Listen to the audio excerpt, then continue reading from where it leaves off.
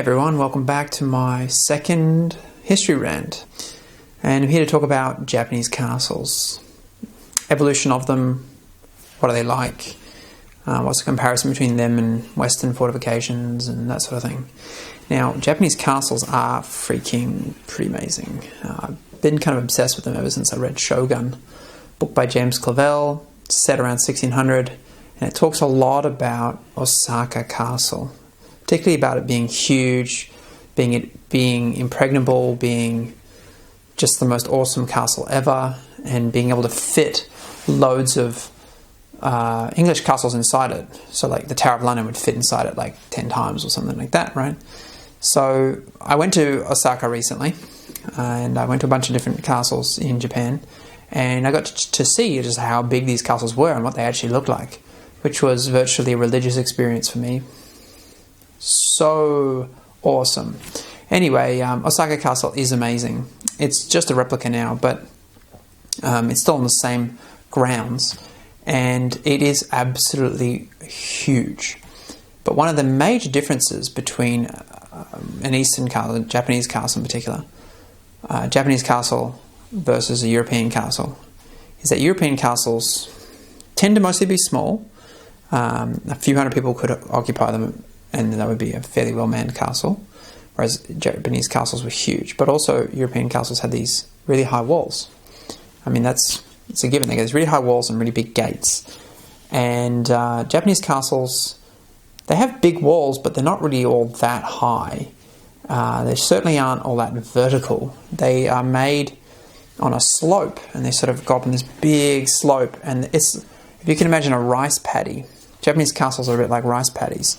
They have a big level, and so the walls are just this big slope, and they might have a massive moat, and then another level which is just a little bit lower, or slopes down, or goes away, but there's usually lots of levels around, and then lots of walkways, and the walkways are narrow, switch back around and back and forth, and can get shot at from all sorts of different angles from above, and this makes it very dangerous to attack. Also, their gates were bloody small, really very small. But the point was that instead of having a huge gate that you could attack with loads of men, they'd funnel you through all these different walkways and positions, getting shot at the whole time, to a point where it was very hard to assault a gate. The gates weren't all that big though, so if you could assault it with some power, you could bust through, which I think makes the sieges more interesting. The other thing is the scale. Now, they are massive. They really are big. They could fit multiple other castles inside them, and this is because they were the seat of government, just like, well, castles really were in some ways. They were manorial homes for Europeans, but for the Japanese they became largely similar. The evolution was that in the beginning they were sort of like hilltop forts. They would cut the trees of a hill, they would channel that out into different positions so that it was hard to attack. They'd put wooden palisades or fences or guard towers, so they could shoot down at people. And essentially they were used to hold crossroads, important strategic positions, and during a war they would be important, but outside of a war they might be unmanned or only manned by a few people. And they weren't designed to be lived in. However, during the Warring States period of Japan, 1467 to 1615, it's well over 100 years, Japan was at war. Everyone was out for themselves. Everyone was trying to kill their neighbours. Father killed son killed wife, whatever, and they killed each other anyway. There was a lot of killing. The point is that if you locked yourself up in your home, like some of the aristocrats had homes in Kyoto, or a great lord would have a home in Kyoto, and they'd lock themselves away for a few weeks while there was unrest normally, and then it would be fine again. Just like here, if there was riots or something, you'd lock yourself away in your home maybe, you get your shotgun, and you're fine. If you're in America, you got a shotgun. If you're in Australia, you got a golf bat or a cricket bat.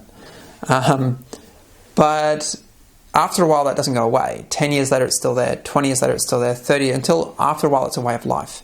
So the people who took power were in a state of constant warfare, constant readiness for attack, and so they used these hilltop forts, or they built their own, and there was a lot of forts built, and they tended to get bigger and bigger because they were having to live in them, and so they became a bit like beautiful mansions that were fortified.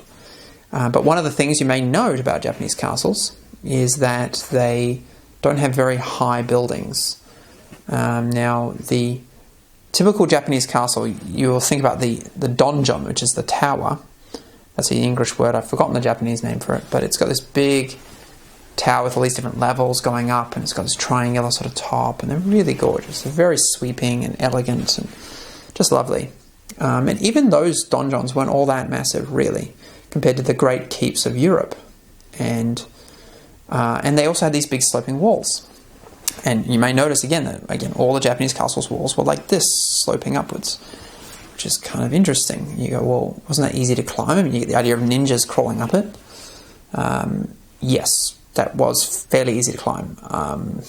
Still pretty sheer, still pretty high up, but the top was just like a short wall at the top. So say you're on one level here, right? And then there's a moat. Maybe it's 20 meters across or 30 meters across. It's quite a long way. And then on the other side, the wall extends up a bit further, maybe 10 feet higher than your current position, or 5 or 10 feet. And then there's a top of about 8 feet or 6 feet, really. Not very big, maybe 8 feet, which is basically made out of plaster and wood and tiles. So it's not all that durable. And they tend to rot away. So what is left of most castles now is just those walls. Now, in the beginning, the forts didn't actually have stone walls along the edge of them. That came later when they realized that they needed to shore them up. Because during the typhoon seasons, when you cut down all the trees on a hilltop, all the earth washes away. Also, you have an earthquake and everything washes away. And that's two very good reasons why you can't have big buildings on a hill or on a fort. One is earthquakes and one is typhoons, right? A lot of rain. So they had to find a way of shoring up the earth and making sure that it wouldn't just erode. So they did that with these tight packed stones. They did it without mortar. Now at first they were sort of smaller stones all packed in together really tightly, and then as they got grander and better at it, they ended up building these bloody huge stones. And some of the later periods, for instance, Nagoya Castle, if you ever go there, they got these huge stones. Now, Nagoya Castle was burnt down in 1945 due to firebombing, but it still has the walls. And there's one, for instance, called the Octopus Stone, which is bigger than this wall behind me, maybe 3 times bigger. So it's just gigantic. Let's see if I can pop up a photo of it. It's really big. A lot of those stones were sort of thin and just didn't have a lot of backing. They weren't actually like a gigantic stone per se, more like a gigantic face, but some of them were actually just bloody big and weighed a lot. So they did it for grandeur and also for strength, I suppose, a bit of both. So why didn't they build them really high? Earthquakes. Why did they build them on this angle? You guessed it, earthquakes. Also, the rain. And one other point is that they had these big compounds, you could call them. So also they didn't have artillery, right? They didn't have artillery up until like the late 1500s. So cannons, even in that period, the cannon that they had were light weapons that were from Portuguese traders and Spanish traders, and they were off ships. So ships had lighter weapons. Plus they were generally, they could have been good ones from those ships, but they built their own as well, which weren't all that great, and they weren't all that big. And so the Japanese weren't really into the artillery all that much. So the idea of pounding a position, having big walls to protect it, just didn't really occur to them so much. They had some trebuchet sort of style things, some catapults and stuff. I don't think they had trebuchets. But the European line of approach was to fling stuff at the wall, whereas the Japanese didn't really think that so much. They tended to do other cool things like reroute a dam to flood the thing, or send in a ninja, or full frontal charge, or shoot everybody on the walls until they're all dead, things like that. Kind of entertaining. Anyway, they had these big compounds, and in these compounds, these big levels, so you have one big level, then another big level, another big level. Sometimes it would be like concentric, so you have one big major area with the castle in the middle, and then you've got all these little walkways leading to it, and then you've got some other big level coming out here, and then another one over here, and they've all got their own walls and their own moats.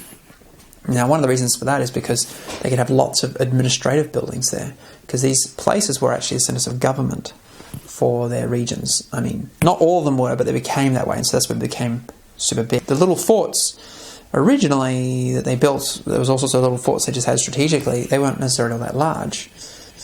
But when they became the big castles that we see today, that's why they're so big, is because they were actually the centre of government. And you had dozens and dozens of buildings and thousands of people working there.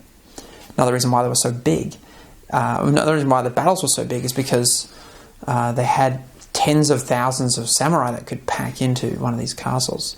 So if you have the Siege of Osaka Castle in 1615, probably the last real great siege. I mean, there was another one later, but it wasn't really a samurai war siege. Anyway, the point is that there were something like 70,000 samurai on the defending side. It's a lot of people. You don't really hear about that in 1600 England, 70,000 soldiers in one castle?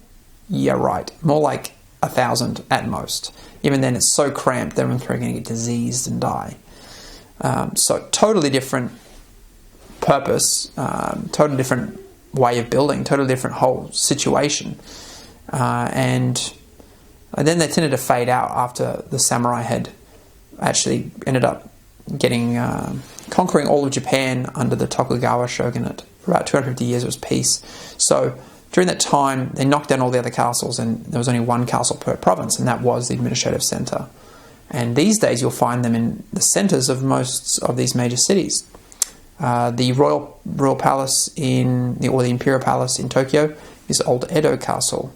In Nagoya City, in the centre, Nagoya Castle. You'll see these parks with these funny little squares with these squiggles around it, squiggles of like lakes, and they're always castles.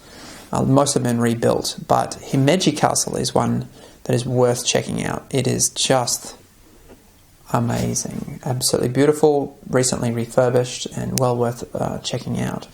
And it really does show you the switching back nature of the stairwells and the sheer drop-offs and all the different defensive mechanisms, and also the palatial residence that they had as well. It wasn't really like a full-on palace, but it was pretty nice, really very beautiful. And they had beautiful painted screens and all sorts of lovely stuff. So the Japanese definitely knew how to do it in style. So that's about it. Japanese castles were freaking awesome, were massive at times, and were built in particular ways with those sloping walls to ward off earthquakes and typhoons. Done.